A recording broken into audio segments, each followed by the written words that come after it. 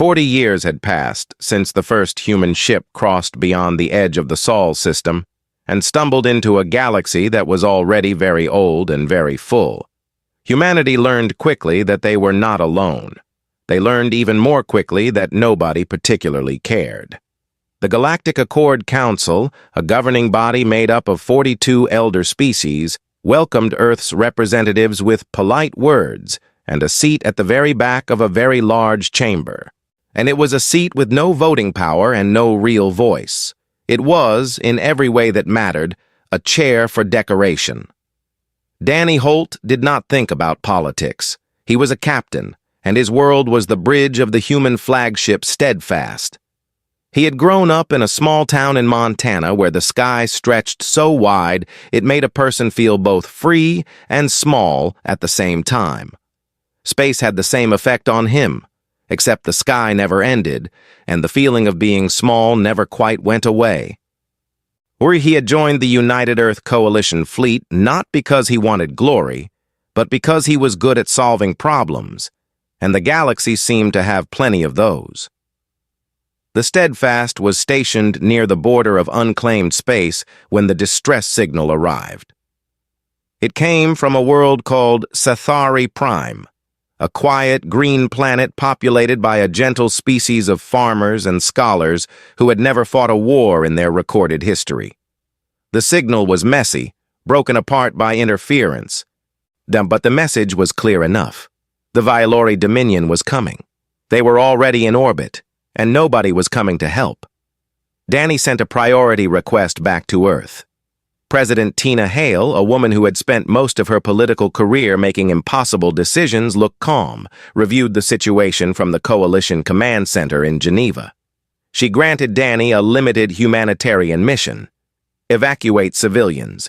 Do not engage the Dominion fleet. Bring people home. That was all. That Danny understood the logic. Humanity was small.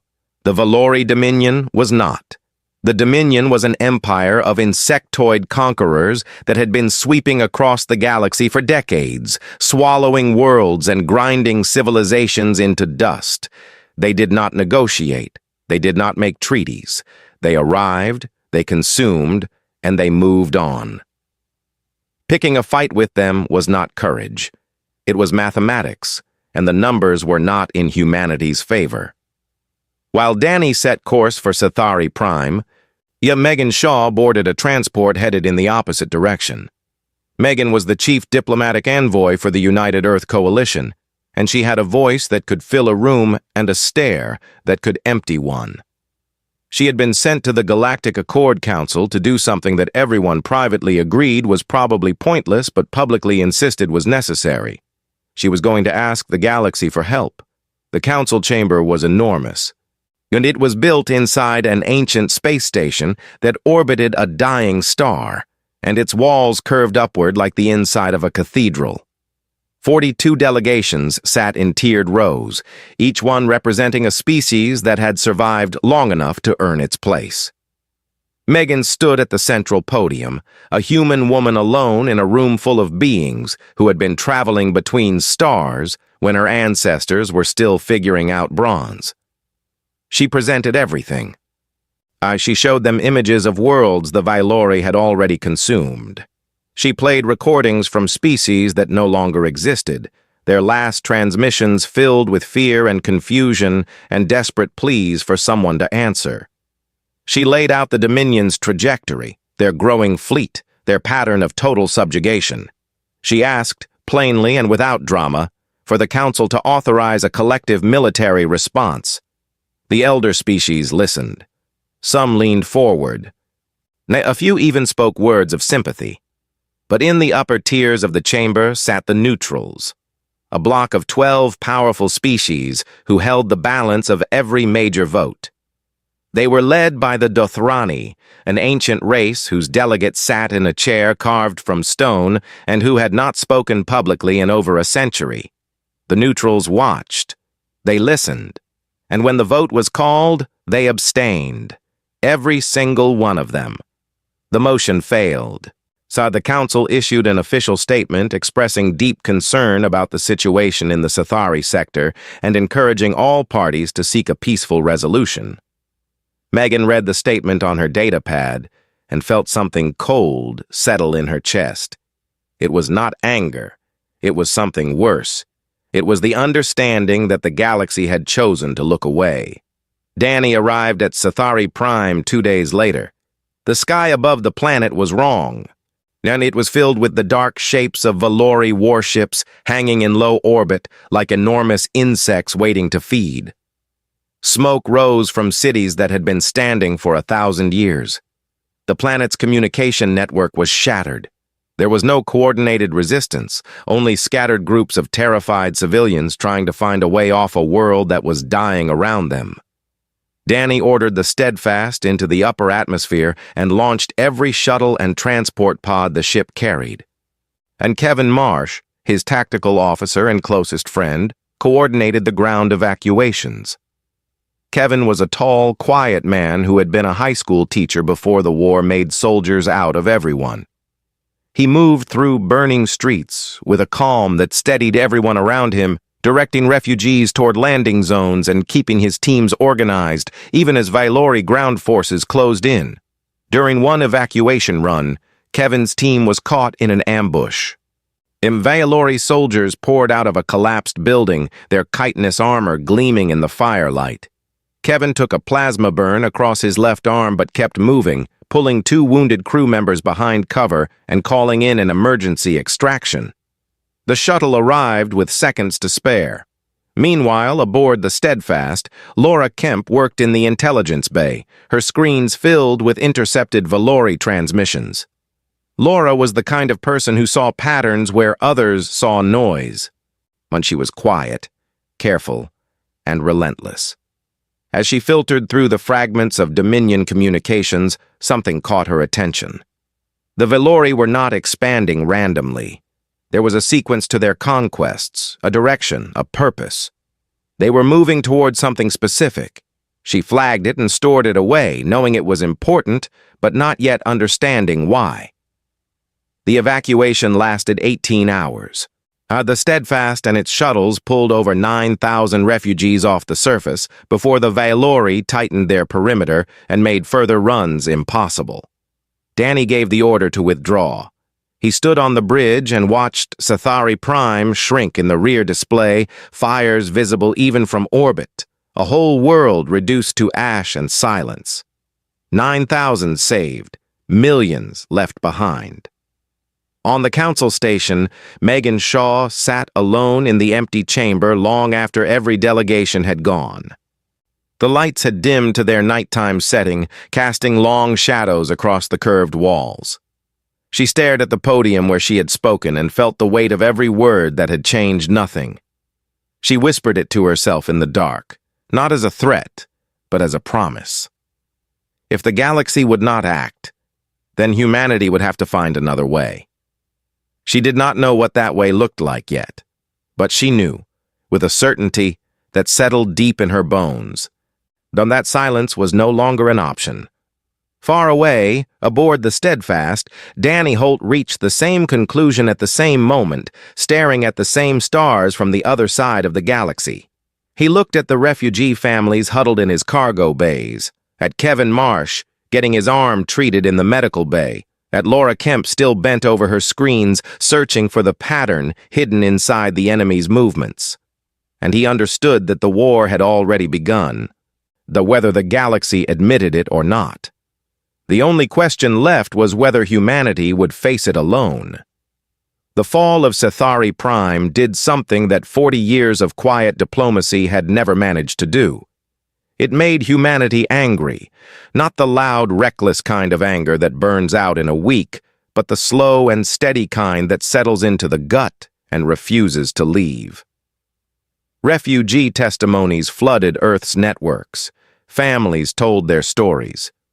Children who had watched their homes burn from the windows of human shuttles drew pictures of what they remembered, and those pictures spread across every screen on every continent.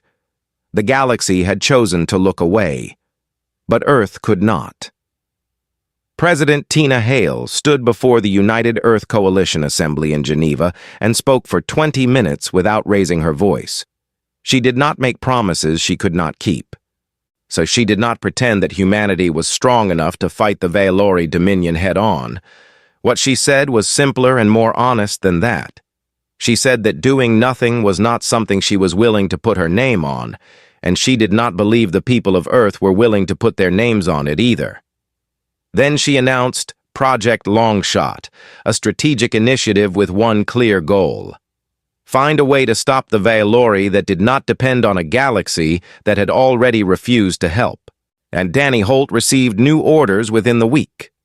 The Steadfast was reassigned to lead a small, fast task force operating along the edge of Valori-controlled space. His mission was not to win battles, it was to slow the enemy down, hit supply convoys, disrupt communication relays, make the Dominion spend time and resources chasing shadows instead of conquering worlds. It was the kind of work that did not make headlines, but it bought time. And time was the one thing humanity needed most. Kevin Marsh, his arm still wrapped in a healing sleeve, stood beside Danny on the bridge as they reviewed their first target. A Valori supply line running through a narrow corridor between two nebulae. Kevin studied the map and said it reminded him of a mountain pass he had read about in a history class he once taught. A place where a small force held off an army because the terrain made numbers meaningless. Danny smiled at that. But he had always believed that the best strategies were old ones wearing new clothes. They hit the supply line at dawn, Galactic Standard Time. 3 human ships against a convoy of 12 Valori transports and their escort. Danny split his force and attacked from 2 angles, using the nebula's radiation to mask their approach until they were close enough to strike. The engagement lasted 11 minutes. 2 Valori transports were destroyed, 3 more were damaged, and then the escort was forced to scatter. Danny's ships took minor hits and vanished back into the nebula before reinforcements could arrive. It was not a victory that would change the war, but it was proof that the Valori could bleed. While Danny fought in the dark spaces between stars, Laura Kemp worked from a hidden intelligence post on a neutral trading station deep in Council-controlled territory. She had taken the fragments of Valori communications she had intercepted at Centauri Prime and begun building a map. Every Valori conquest was a data point. Every troop movement was a line. And when she laid them all together, the picture that formed made her stomach turn cold. The Valori were not spreading outward in all directions like most empires did. They were moving along a specific corridor of space, cutting through sectors with surgical precision, ignoring worlds that were not in their path. And that path led to a region that the elder species called the Athenaeum. Laura had to dig through old council archives to find anything about it. Most of the records were sealed or incomplete, but what she found was enough to understand why the Valori wanted it. The Athenaeum was believed to be a structure built by a precursor civilization that had vanished millions of years before any current species had evolved. It was said to contain the collected knowledge and technology of that ancient race. Most council species treated it as a myth, a legend that scholars argued about and explorers occasionally searched for. But the Valori were not treating it like a myth. They were carving a road to it through living worlds, and they were doing it with the kind of focus that meant they knew exactly where it was and exactly what was inside. Laura encrypted her findings and sent them to Megan Shaw at the council station. Megan read the report 3 times. Then she requested an emergency session with the full council. This time, Megan did not bring images of burning worlds or recordings of dying species. She brought data, cold, clean, undeniable data. She showed the council the Valori's trajectory. She showed them the Athenaeum's location.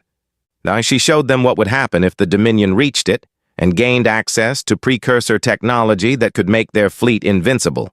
She was not asking them to feel sorry for anyone. She was asking them to do math. The elder species debated for 3 days.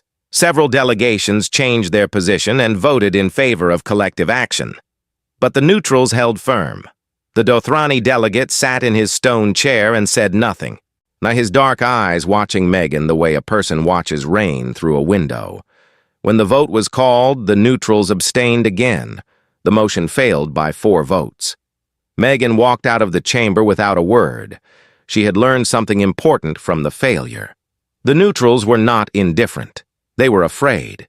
They had survived for millions of years by never taking sides, and the thought of changing that strategy terrified them more than the Vailori did. A fear was something Megan understood. Fear could be worked with. But not today. Far from the politics of the council, a young man named Sam Briggs sat in a cluttered laboratory on a research station orbiting Jupiter. Sam was 26 years old and had the kind of mind that never stopped turning things over.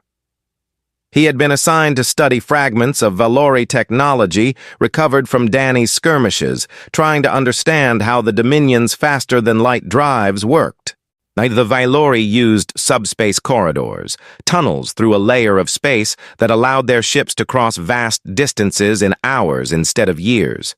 Every species used some version of this technology, but the Vailori's was faster and more efficient than anyone else's. Sam spent 3 months pulling apart a damaged Vailori drive unit, mapping its components and running simulations. And then one night, eating cold noodles at his desk at 2 in the morning, he found it. A frequency. A specific resonance pattern that, if broadcast at the right power, would cause a subspace corridor to collapse, not permanently, but long enough to strand any ship inside it. He tested it on a small scale in the station's shielded lab. The corridor he created flickered and died like a candle in the wind. He called it a disruption field. It was rough, limited, and required more power than a single ship could easily generate. But it worked. He sent his findings to Project Longshot. And within a week, the best engineers on Earth were working to turn his theory into a weapon. Dany received the first prototype disruption devices a month later. They were ugly things, bolted together from parts that did not quite match, but Sam promised they would hold. Dany deployed them on his next operation, a strike against a Vailori convoy carrying reinforcements to a newly conquered world. When the convoy tried to escape through its subspace corridor, the disruption devices activated. The corridor collapsed. The Vailori ships tumbled back into normal space, disoriented and scattered. Dany's wolf packs closed in and tore them apart. It was the task force's first clean victory. Not a hit and run, not a disruption, a genuine win. Dany transmitted the after-action report to Earth and watched Kevin Marsh read it aloud to the crew. For the first time since Cathari Prime, people on the Steadfast were smiling. The news reached the Council within days, and the neutrals received detailed reports of the engagement. A human force, outnumbered and outgunned, had used a technology no one else possessed to defeat a Vailori squadron. Several neutral delegations quietly contacted Megan Shaw and requested private meetings. They did not offer help. They did not promise anything. But they asked questions, and Megan understood that questions were the first step toward answers. She sat alone in her quarters that night, reviewing Laura Kemp's latest intelligence update. The Vailori were still moving toward the Athenaeum. The clock was still ticking. But for the first time since this all began, Megan felt something she had almost forgotten. It was not hope, exactly. It was closer to stubbornness. The galaxy might not be ready to fight, but humanity was proving, one battle at a time, that the fight was not impossible. And sometimes, that was enough to change the minds of those who had decided it was. The Vailori did not take embarrassment lightly.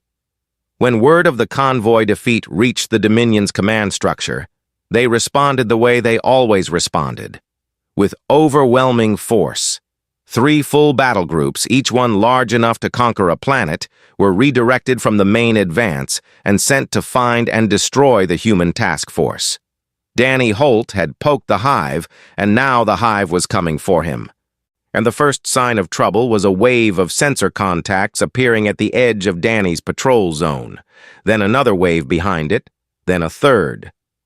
Kevin Marsh counted the signatures on his tactical display and said one word that captured the situation perfectly.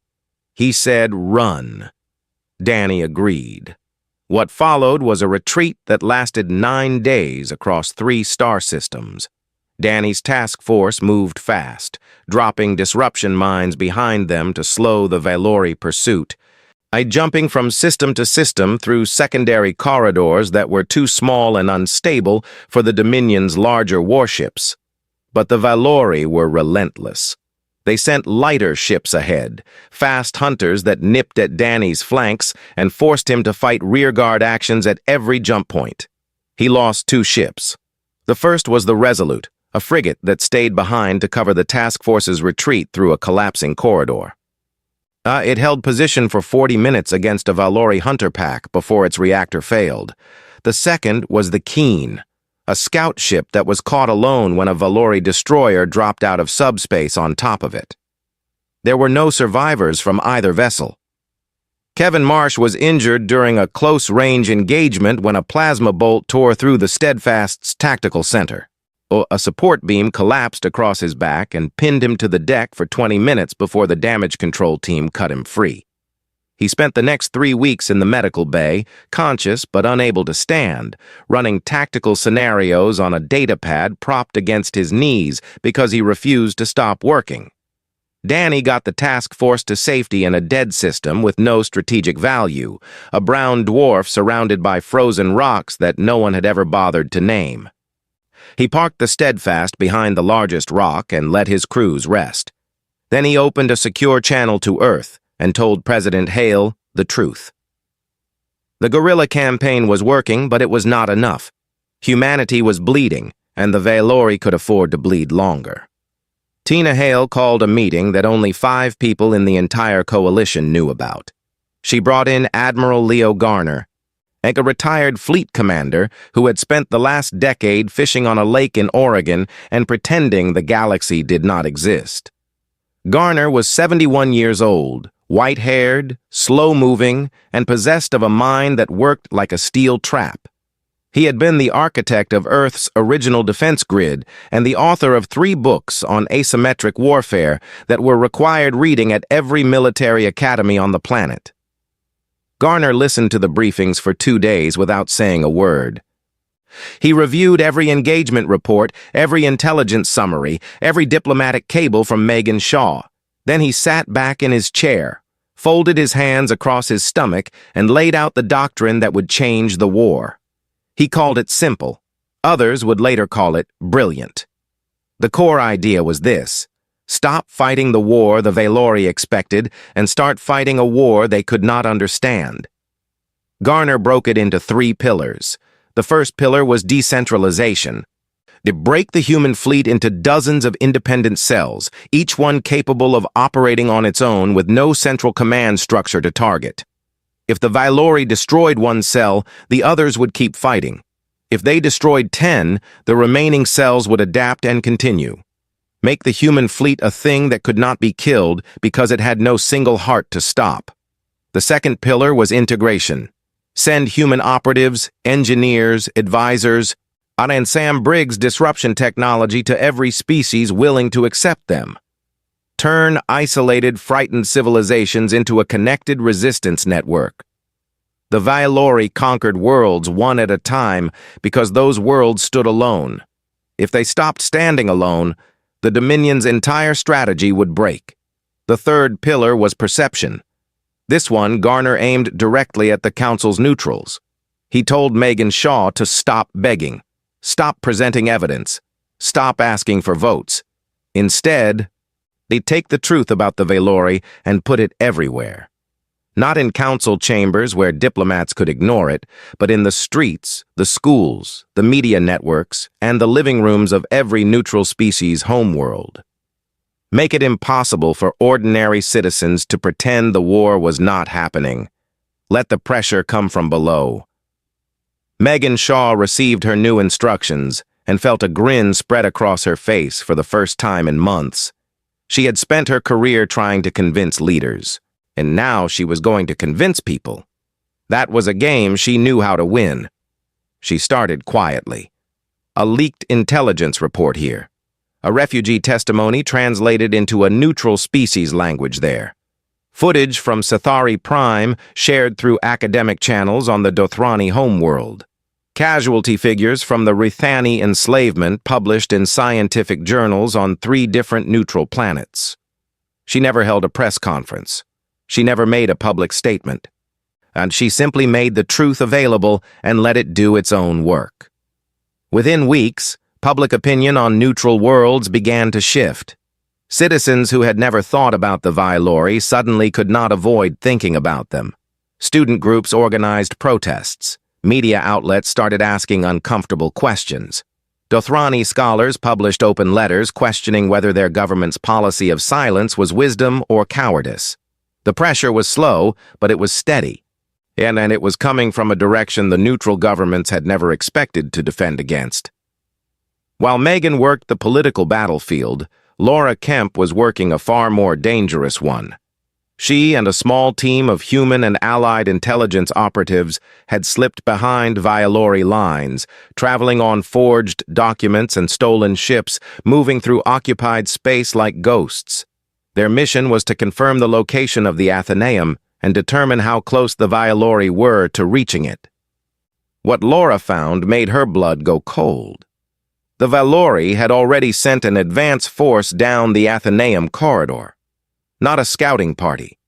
A full expeditionary fleet, heavily armed and moving with purpose. They were far closer than anyone on the council had estimated. Laura calculated the timeline 3 times, hoping she had made a mistake. She had not. The galaxy had roughly 6 months before the Dominion reached the precursor vault and gained access to whatever was inside. Now, she transmitted an emergency report on a narrow-band encrypted channel, bouncing it through 17 relay stations to avoid detection. The message was short: 6 months, maybe less. Move now or do not bother moving at all.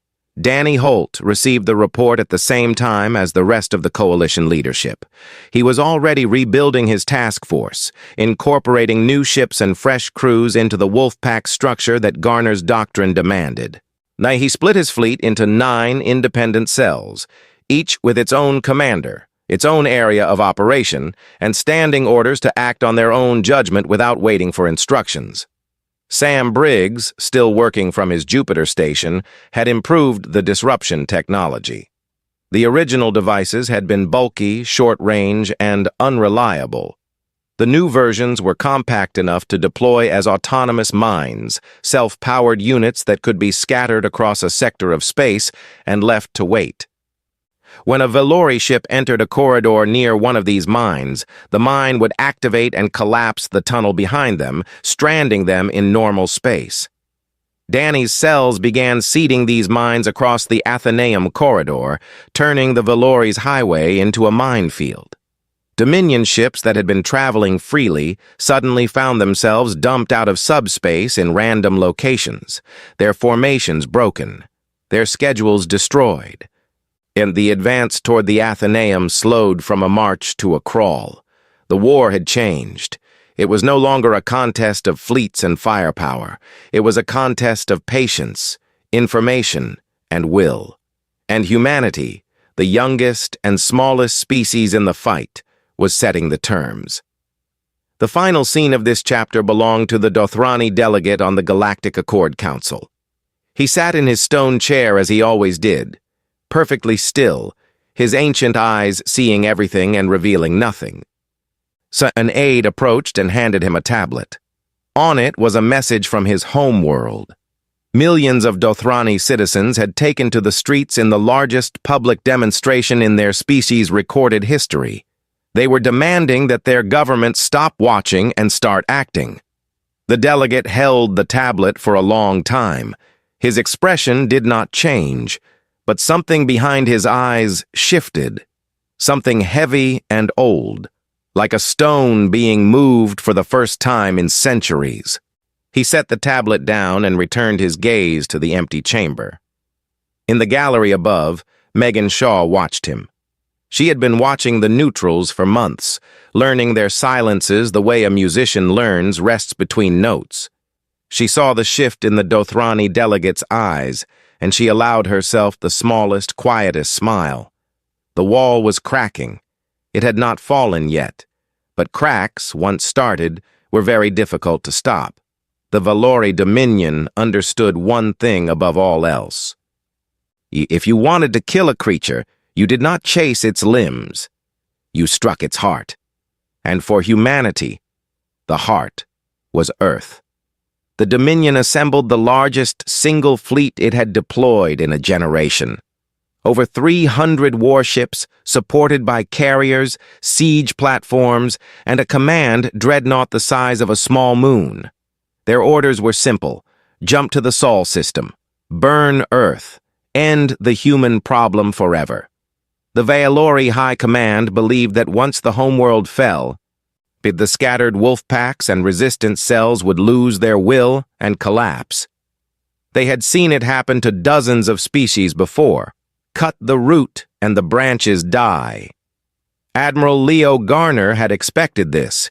He had told President Hale months ago that the Valori would eventually come for Earth because it was the obvious move, and the Dominion always made the obvious move when they were frustrated. Garner had spent those months preparing. Earth's defense grid had been rebuilt from the ground up, reinforced with Sam Briggs's disruption field technology on a scale that no one had attempted before.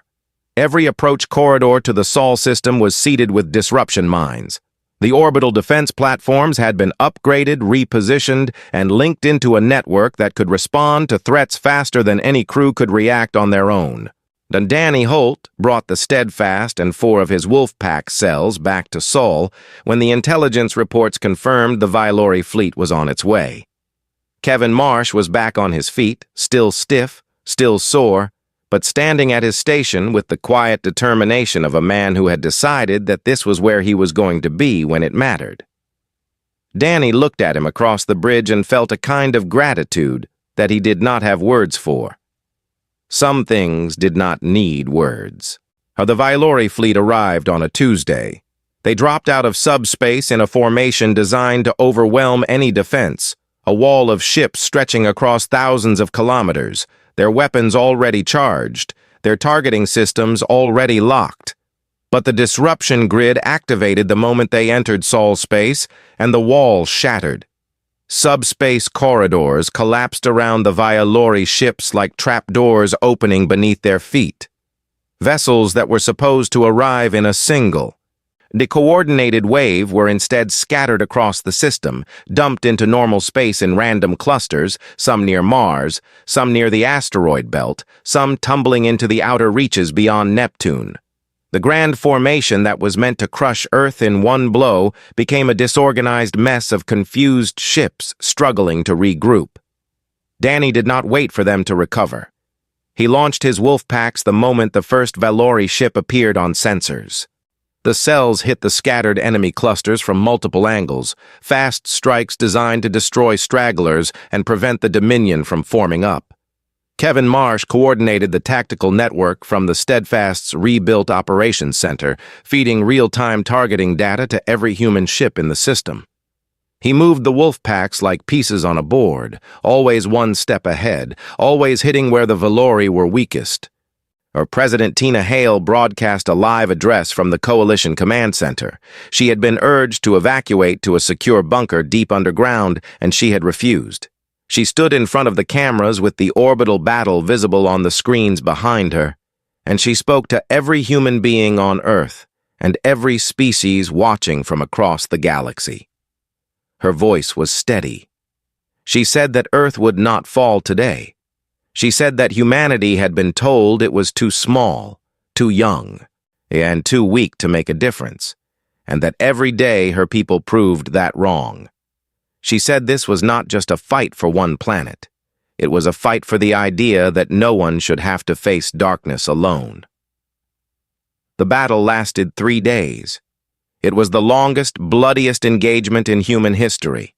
The Valori, even scattered and disoriented, were still a devastating force. Their ships were larger, more heavily armed, and crewed by soldiers bred for war. Human vessels were destroyed, and stations were hit. The orbital platform above South America took a direct strike from a siege cannon and broke apart, raining debris into the Atlantic. Danny lost 2 more Wolfpack cells in the fighting, good ships with good crews who flew into impossible odds and did not come back. But Earth held. The disruption grid kept the Valori from ever fully regrouping, and every time they tried to form a coherent attack, Danny's cells were there to break it apart. And the defense platforms poured fire into the largest enemy ships, and the network Kevin Marsh had built made every shot count. Slowly, painfully, the Valori advance ground to a halt. And then something happened that no one had predicted. On the second day of the battle, a small fleet of ships appeared at the edge of the Sol system. They were not human. They were Rithani. The Rithani were a species that had been conquered and enslaved by the Valori decades ago. Their warriors forced to serve as frontline troops in the Dominion's armies. A contingent of Rithani warships had been attached to the invasion fleet as support vessels. But instead of following their masters into battle, they turned their weapons around and opened fire on the Valori ships beside them. The defection was small, 12 ships, but the effect was enormous. Laura Kemp's intelligence network had been making quiet contact with Rithani resistance cells for months, slipping them information, technology, and something far more valuable than either of those things: hope. The idea that the Dominion could be beaten, that slavery was not permanent, that someone out there was fighting back. Those 12 Rithani captains had listened, and when the moment came, they chose to act. The Valori command dreadnought, shaken by the defection and battered by 3 days of fighting, pulled back. The remaining Dominion ships followed. They did not retreat in an orderly fashion. They ran, scattering in every direction, pursued by wolf packs that harried them all the way to the edge of the system. Earth survived. The cost was terrible. Thousands dead, ships lost, infrastructure damaged. But the planet was still there, and the people on it were still standing. The news traveled across the galaxy at the speed of light and then faster, carried by every communication network, every diplomatic channel. In every whispered conversation in every council chamber and market and school on 100 different worlds. Humanity had stood against the Valori's full fury and had not broken. The Rithani had risen against their masters. The impossible was happening. 2 minor council species announced they were sending warships to support humanity. Then a third joined them. Then a fourth. Ships began arriving in Sol space within days. Small fleets from races that had been too afraid to act alone, but who now saw that they would not be alone if they chose to act. Megan Shaw stood in the Galactic Accord Council chamber and watched the neutrals file in for an emergency session. She had been waiting for this moment for over a year. She had argued, pleaded, presented evidence, and been rejected. She had waged an information campaign that had reshaped public opinion across a dozen worlds. Now she had watched Danny fight, and Kevin bleed, and Laura risk her life behind enemy lines. And now, finally, the neutrals were ready to listen. The Dothrani delegate rose from his stone chair. The chamber fell silent. He had not stood in living memory. He was tall and thin, his body ancient but unbowed. And when he spoke, his voice was low and rough, like stones grinding together in a riverbed. He said that his people had chosen silence because they believed that silence was survival. He said that he had watched younger species burn and had told himself that it was not his burden to carry.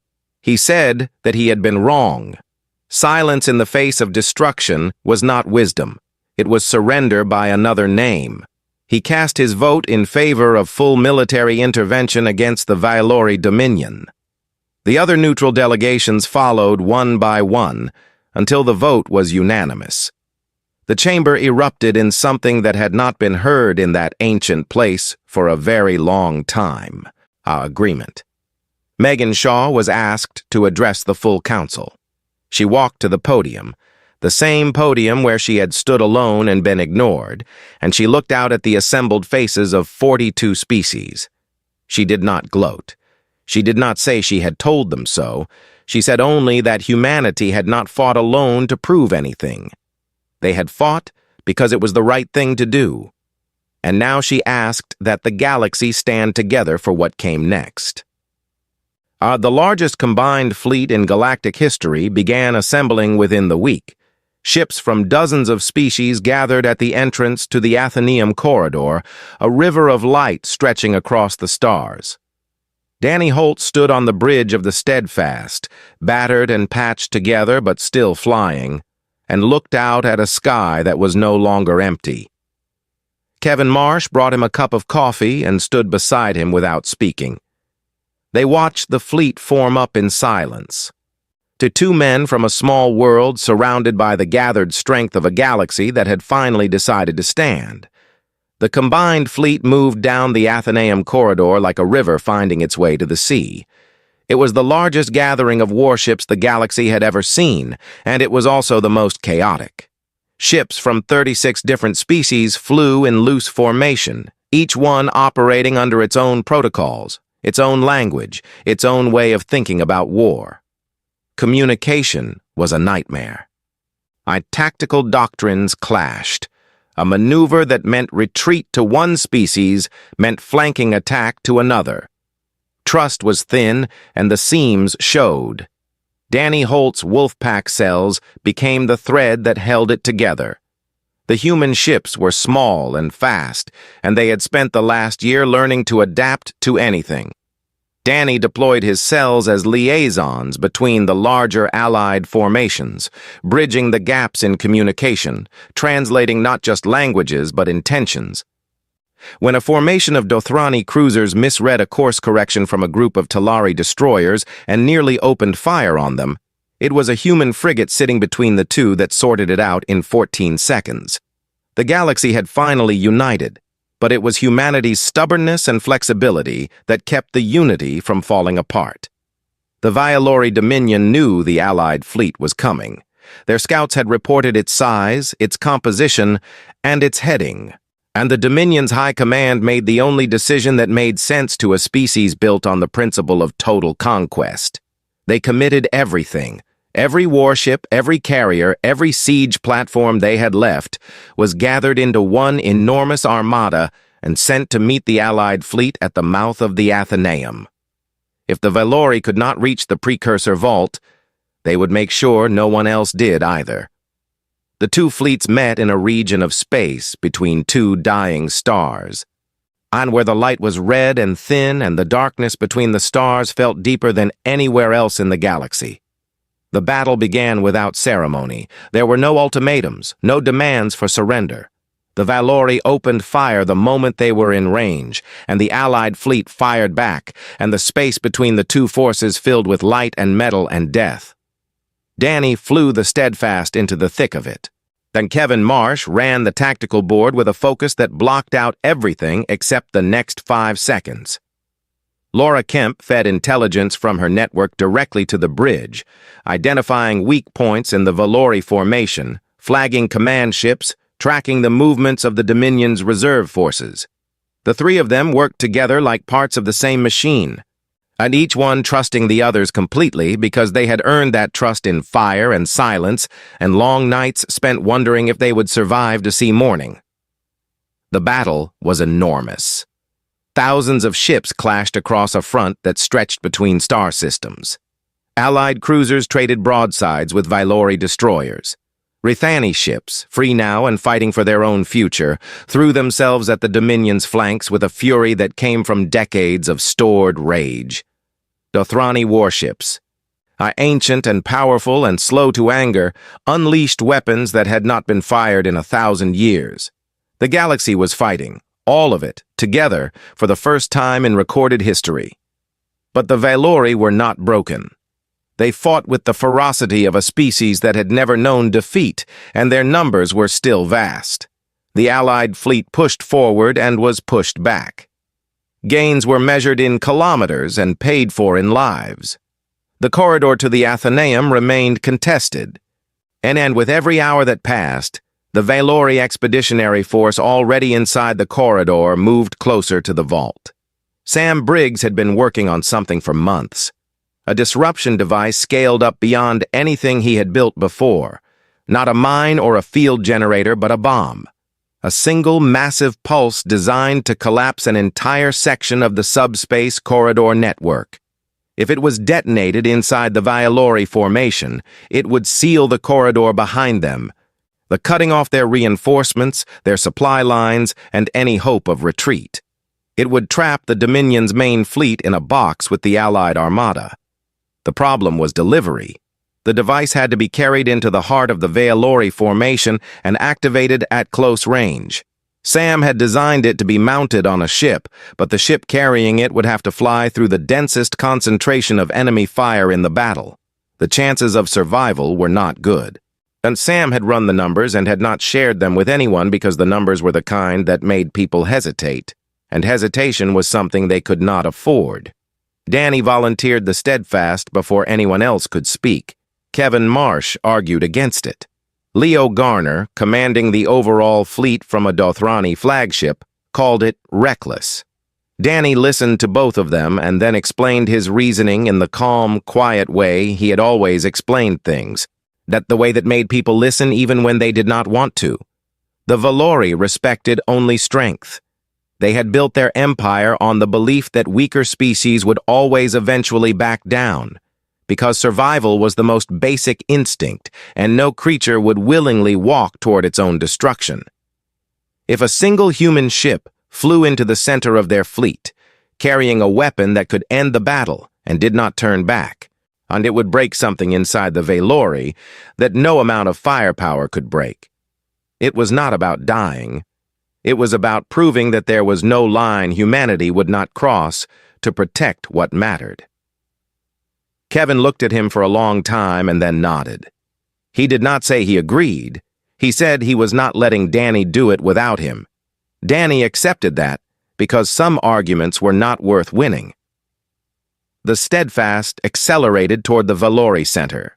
On the Wolfpack cells formed a wedge around it, screening it from the worst of the enemy fire, peeling off one by one as they drew closer and the resistance grew heavier. The steadfast took hits. Hull breaches opened and were sealed. Systems failed and were rerouted. Kevin kept the ship together through damage that should have torn it apart, his hands steady on the controls, his voice calm on the intercom as he directed damage control teams to one crisis after another. The Laura Kemp fed Danny a path through the enemy formation, finding gaps in the Valori lines, exploiting moments of confusion, guiding the steadfast through openings that existed for seconds before closing again. She worked with a precision that came from months of studying the enemy's patterns, knowing how they thought, how they reacted, how they moved. The Valori were predictable if you watched them long enough, and Laura had been watching longer than anyone. The steadfast reached the center of the Valori formation, with its engines failing and its hull scored with burns, and its crew holding on through sheer refusal to stop. Danny looked at the tactical display one last time, confirmed the position, and activated Sam's device. The disruption pulse expanded outward like a silent wave. Subspace corridors for 100 light-years in every direction collapsed simultaneously. The Valori fleet shuddered as every escape route, every supply line, every connection to the rest of their empire was severed in an instant. They were trapped, surrounded by the full strength of the Allied Armada, with nowhere to run and no one coming to save them. The Valori fought like cornered animals. They were savage and desperate, and they took a terrible toll on the Allied fleet in those final hours. But the outcome was decided. The Allied ships closed in from every direction, methodical and relentless, and the Dominion fleet was ground down ship by ship until what remained was wreckage and silence. Scattered Valori survivors surrendered or fled into uncharted space. The Dominion's back was broken. The steadfast survived. Barely. Kevin Marsh pulled Danny from a bridge filled with smoke and sparking consoles and told him, in a voice that was hoarse from shouting damage reports for 6 hours straight, that he was never allowed to volunteer for anything ever again. Danny laughed. It hurt to laugh, but he did it anyway. In the weeks that followed, the galaxy tried to understand what had happened and what it meant. The Galactic Accord Council convened to draft a new charter, one that replaced the old policy of non-interference with a commitment to collective defense. The principle was simple. No species would ever have to face annihilation alone again. Megan Shaw was offered a permanent senior seat on the Council for Humanity. Melora Kemp led a joint expedition to the Rethani, newly freed from Valori enslavement, received a seat as well. The motion passed without opposition. Laura Kemp led a joint expedition to the Athenaeum. The precursor vault was real, and it was exactly where she had calculated it would be. But what they found inside was not a weapon. It was not a super weapon or a doomsday device or a fleet of ancient warships waiting to be awakened. It was a library. A record of every civilization that had ever risen and fallen in the galaxy, stretching back billions of years. Among the records was a pattern that repeated itself again and again across the ages. Species that stood together when darkness came survived, species that chose silence, that turned away, that told themselves it was not their problem, were eventually consumed by the very threats they refused to face. And the precursors had not left a weapon, because they understood that no weapon could save a galaxy that was unwilling to save itself. The only real defense was the choice to act. Laura read the records and wept quietly in the ancient halls, surrounded by the voices of 1,000,000 dead civilizations that had learned the same lesson too late. President Tina Hale addressed Earth one final time. She honored the dead by name where she could, and by sacrifice where she could not. And she did not call humanity chosen or special. She said that when the moment came, ordinary people decided to do something instead of nothing, and sometimes that was all it took. The final scene of the story was small and quiet. Danny Holt stood on the observation deck of the Steadfast, freshly repaired and orbiting a world that had once been occupied by the Valori and was now being rebuilt. Construction drones moved across the planet's surface like slow fireflies. The green was beginning to return to places that had been burned black. Kevin Marsh appeared beside him and handed him a cup of coffee. They stood together in comfortable silence, two men who had been through something that words could not fully hold. Danny said he wondered if the neutrals on the council ever truly understood what they had been watching when they chose to say nothing for all those years. Kevin thought about it for a moment, then shrugged. He said it did not matter now.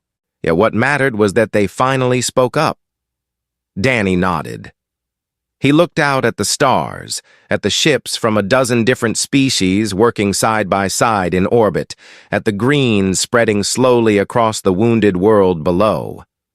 The stars did not feel empty anymore. They felt like something worth fighting for. And in the silence of the observation deck, with the coffee warm in his hands and his best friend beside him, Danny Holt allowed himself to believe that the galaxy was going to be all right.